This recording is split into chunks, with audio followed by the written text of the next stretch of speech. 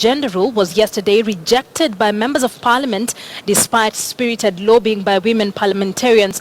The legislators for a second time went against pleas by ODM and TNA chairman John Mbadi and Johnson Sakaja respectively to have the laws passed.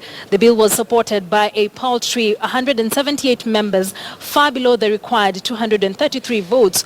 Out of the 180 members of parliament present, 16 voted against the bill, while 5 did not vote.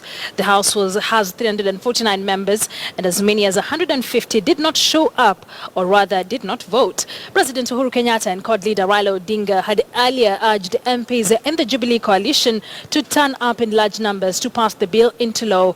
So what next after the flop? After the flop, I beg your pardon, to that perspective, I'm now joined from our City Centre studios by Jesse Odwor, who is an advocate of the High Court, just to see some of the other options that can be explored with regards to the same. Thank you very much, Jesse, for joining us. I'm sure you saw how the vote went yesterday. What is your immediate reaction that members of parliament were unable to pass this particular bill again? Thank you, Wandera. Thank you, Wandera. Yes. Thank you, Wandera, for that. Yeah. Yesterday was indeed a sad day for Kenyans, especially the women of this country. What Parliament was supposed to do was supposed to actualize some aspects of the Constitution. And the failure by Parliament to enact the gender rule actually wrongly goes well for the gains of women empowerment in this country.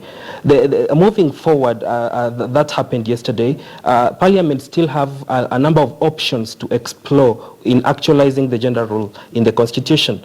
The bill can be reintroduced in Parliament again after 6 months when it can be passed again to actualize the Constitution. And then there is also another bill that is being that is at the hands of the Legal Affairs Committee of Parliament. That bill can also be enacted to actualize the gender the gender aspect of the Constitution. And then the Parliament also can invoke Standing Order 1, which gives the Speaker of the National Assembly discretion to recall a bill that has already been in the floor of Parliament for further reading and for further voting. Now, Jesse, almost half the number of members of parliament look very reluctant or seem very reluctant to pass this particular bill. Why is this bill very important to Kenya? This bill is important to Kenya because the Constitution clearly states that more than 2/3 of members of Parliament should not be from the same gender.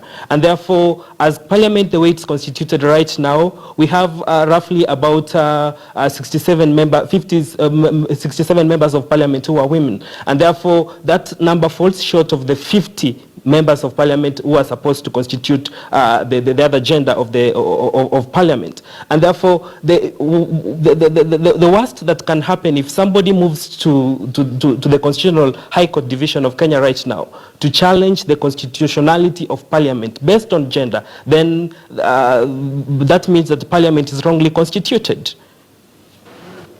All right, thank you very much, Jesse, for joining us and giving us your insights on the same. Jesse Odwor there is an advocate with the High Court, just talking to us about the options that Parliament can explore, given that they failed to pass the 2/3 gender bill once again. And as he says, Parliament has an option of reintroducing the bill within 6 months or turning to a similar bill sponsored by the Justice